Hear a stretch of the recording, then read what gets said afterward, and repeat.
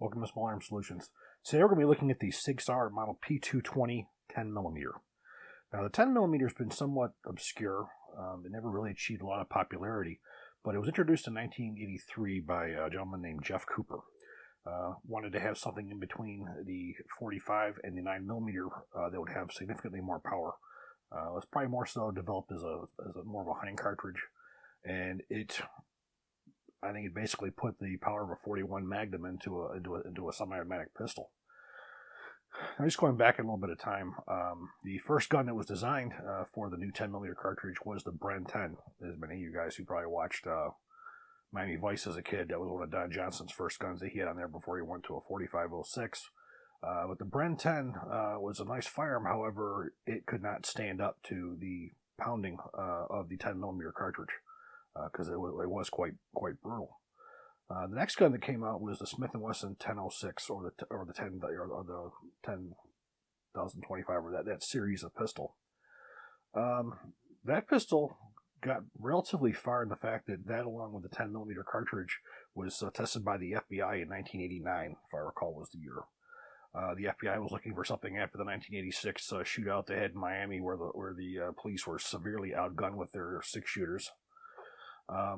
However, they found out relatively quickly the recoil and the sheer power that came out of that 10mm was a little too stout for your average FBI agent to be able to handle. Hence came the 10mm short, which is now known as the 40S&W. But the Smith & Wesson 10mm series also had severe issues with durability holding up to the cartridge. Sort of the next one that came down the pike was the Colt 1911 and the Delta Elite 10mm pistol. Another pistol that had quite a bit of issues with recoil and basically the gun pounding itself apart due to the really high recoil of that particular cartridge. The first successful pistol, at least in my opinion, was the Glock Model 20. That was the first pistol that was able to handle the recoil and the abuse of the 10mm without it affecting the pistol. Of course, you would replace your recoil springs, probably every 3,000 to 5,000 rounds, just for that reason.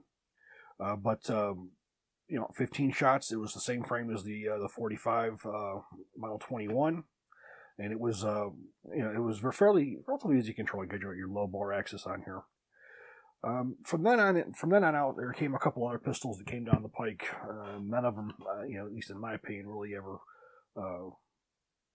made the grade, to handle this heavy cartridge until now. The SIG Sauer model P220 came out in 1975. It was first imported into the United States as the Browning BDA.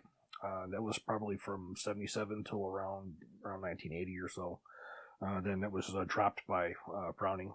The original P220s did not have the stainless steel slide you see here. It was a sheet metal that was welded and had a pinned-in breech block. It was offered in 9mm, 38 Super, 45 Auto, and 9mm, 38 Super, 45 Auto.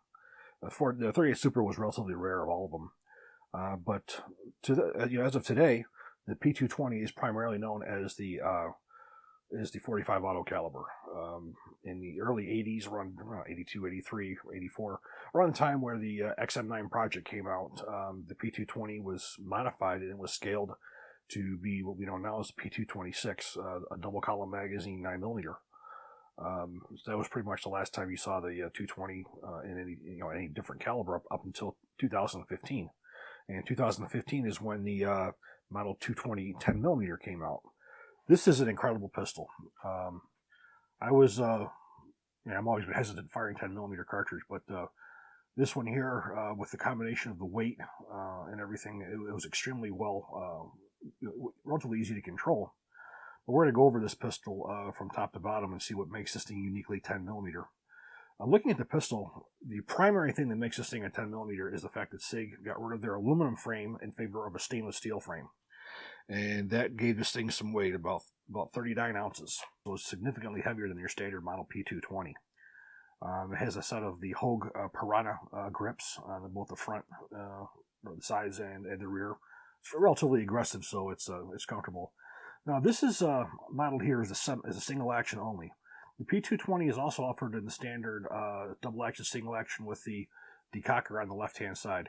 This one is more so of the 1911. You can see you have a ambidextrous safety where you have it cocked and locked. Trigger's about 4 pounds on this one, so it's a relatively nice trigger as well. Single column 8-shot magazine, steel magazine. This comes in several different finishes as well. You have some camouflage type. You have your standard black, and you have some other the more pimp looking, if you want to call it, some of the more stainless steel type colors and whatnot. But I wanted to go with the standard black here is what I particularly care for. You have a fully adjustable rear sight, windage and elevation on the rear. And the front sight you have is a Trigicon tritium sight. Barrel is 5 inches. These are like a nitride type coating on them as well. It does have their unique feel to it of the SIG. It definitely has that. You have front serrations on the slide as well to pull the slide back. So it's a relatively hefty slide to pull back too. Again, you had to beef everything up on this thing to accommodate the 10mm cartridge. This assembly is the same as any SIG. Lock to the rear. You push down on this assembly latch release lever. Pull back and forward. And looking here, you can see this extremely well-made stainless steel slide. No machining marks on it whatsoever, which is what you would come to expect from SIG. The trigger is very similar to the original. Again, just modified so you can handle the the safety and a single action trigger pull of it. Looking at the slide, you do have the standard firing pin safety as you see on all SIG pistols, and you do have a relatively heavy recoil spring, and it is also captive, which is pretty good idea because of the fact this is a multi-strand spring, which is extremely hefty. So this definitely makes it easier for assembly. Your 10mm barrel. Now, the 10mm is not compatible with the original P220. So if you have a 45, you're not converting it and so forth.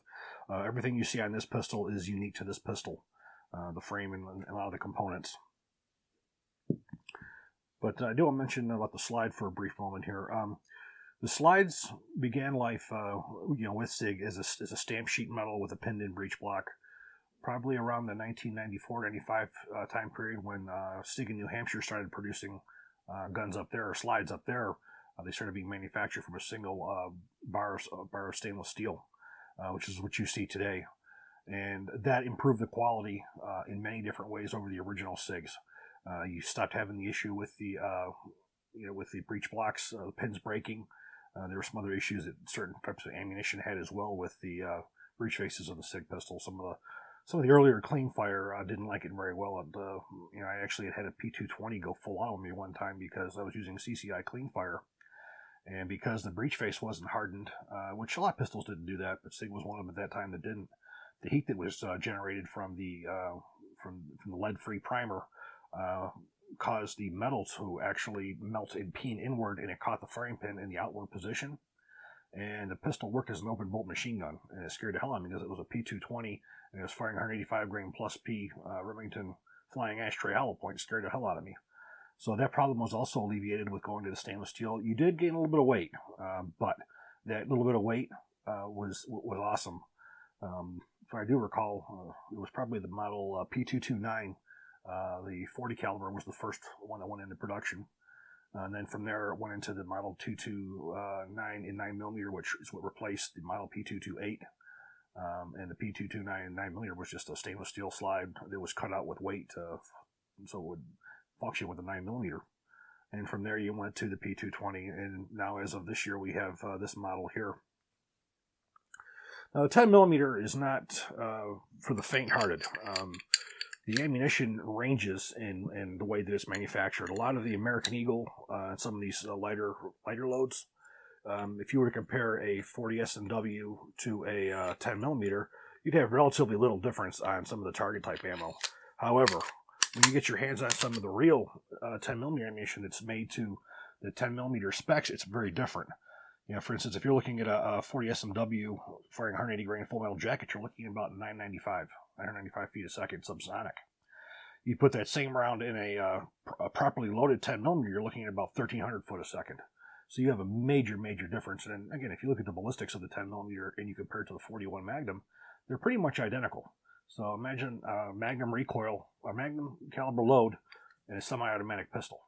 So you can imagine the amount of power that you have. This gun is certainly capable of taking, medium game animals here in North America, deer or whatnot. No problem whatsoever. But 40 S&W really, it came from this cartridge. The parent cartridge case for a 10 millimeter was the 35 Remington. And then when the FBI decided they wanted to download it so it would be easier for them, their agents to be able to control, the 10 millimeter was scaled down to a 40S, the 40 S&W as we know it. Most companies just call it 40 now because S&W means Smith & Wesson. Because of the 40 caliber anyways, it was joint effort between Smith & Wesson and Winchester. However, the first gun that came to market was actually the Glock 22, not the Smith & Wesson. So, a lot of companies, if you're Glock, you're not going to want to put, 40 Smith & Wesson on the side of your gun. But if you look at the difference between the 10 millimeter and the 40, you're looking at the 10 millimeter. If you want to look at it in metric, it's 10 by 25 millimeter, and the 40 is 10 by 22 millimeter. So you can see that slightly difference, but that slightly difference makes up a major difference in power. I definitely really enjoyed shooting this pistol. I've shot the Bren 10. I own a Glock Model 20, and I have shot the obviously this one, Delta Elites. And I gotta say, when you compare all the SIG, probably because of its weight, probably was one of the easiest to control. The Glock was easier to control for me, also because of the fact that it had a 15-shot high-capacity magazine. It just fits size Sasquatch here like a glove. The accuracy of this thing was phenomenal. Once we hit this, take us to the range, you'll be able to take a look at that. It's a very, very impressive pistol. So I think what we're going to do now is we're going to take this pistol to the range and we're going to see how it shoots.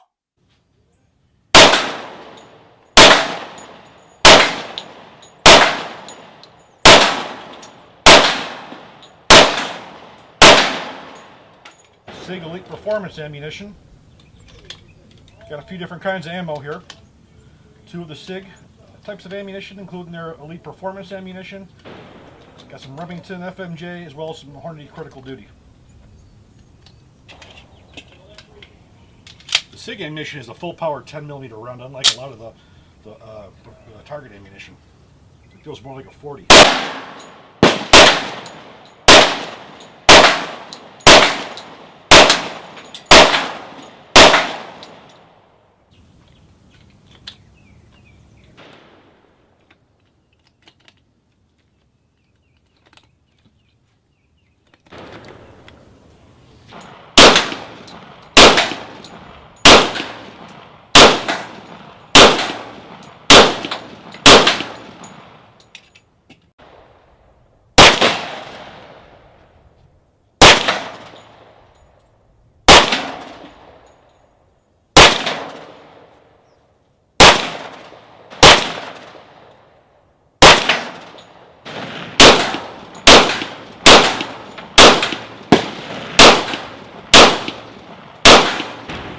I'm going to try some of the Elite Performance V-Crown. Now I expect there'll be a little bit more recoil out of this.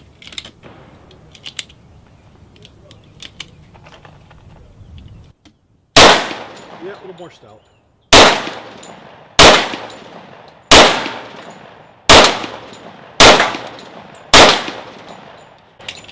Try some of the Critical Duty.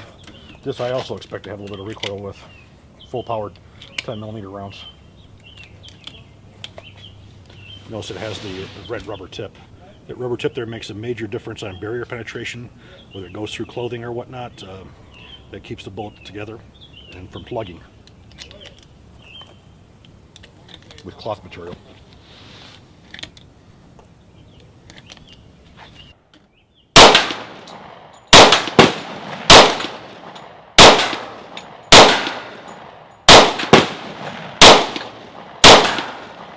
I think the recoil on this is significantly less than, say, a Colt Delta Elite.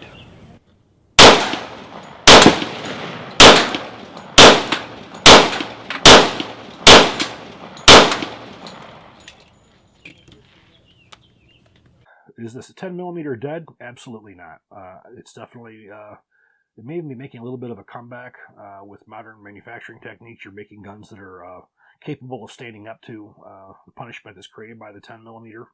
And with some of your higher tier manufacturers making guns, for instance, Glock and SIG, the two most profound ones that you're going to find out there, are going to make this a cartridge and a gun that will last together. Ammunition is manufactured by most manufacturers. The ammunition that was provided to me for this was by SIG Performance. SIG Performance ammunition is an ammunition I've been using quite a bit recently. Been very impressed with its quality.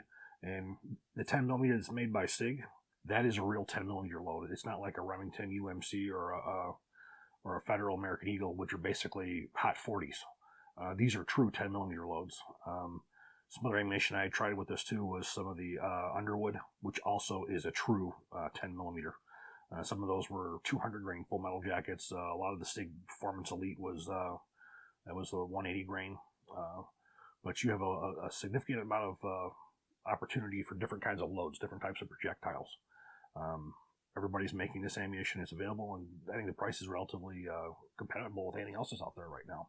If you guys enjoyed this video, please click like, please subscribe, and even better, share. Thank you very much.